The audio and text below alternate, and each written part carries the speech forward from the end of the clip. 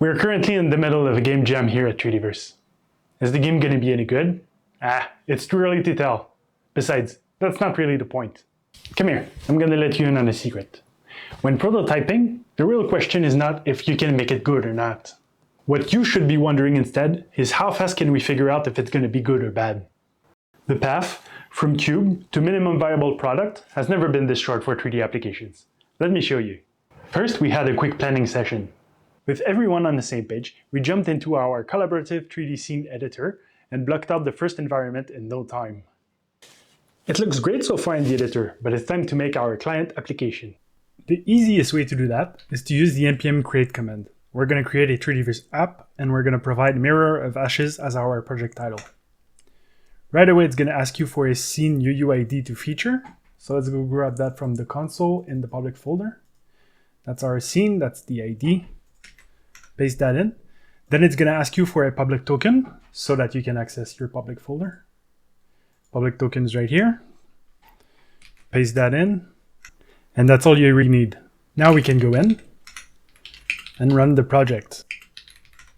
Just like that, our app is running, and it's going to start right here. So as you can see, the 3D scene is interactive and running live in the browser. Now here's the cool part.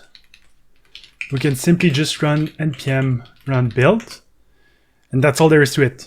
You have a deployable build that is ready. Whoa! That was way too quick! Have you ever tried to ship an application in Unreal or Unity? Have you? We've been there, we know your pain. Here you can take advantage of existing continuous integration technologies and actually make the process effortless, putting less friction between you and your users. So how about we make some features? So let's have a look at the generated React application. Right away, you will notice the scene ID and the token that we've provided. That is fed into the live link, which links your client application to our servers. Then we have the canvas and the viewport, which are responsible for rendering the scene in our web page.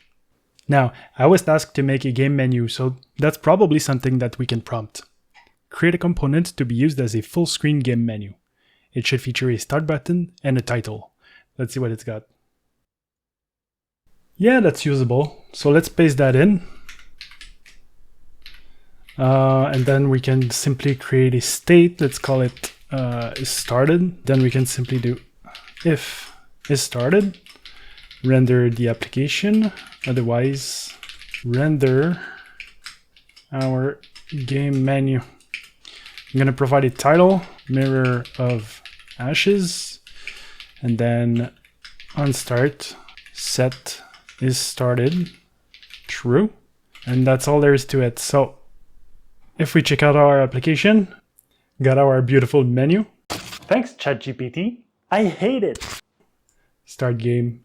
And just like that, we got our client application. Okay, there's nothing new here. It's just regular web development. But now you can leverage your already existing skill set to explore new horizons. And that was just the tip of the iceberg.